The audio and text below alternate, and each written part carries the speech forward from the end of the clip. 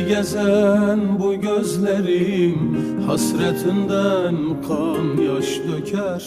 Eğer işitse sözlerim ah çeker, dağlar diz çöker.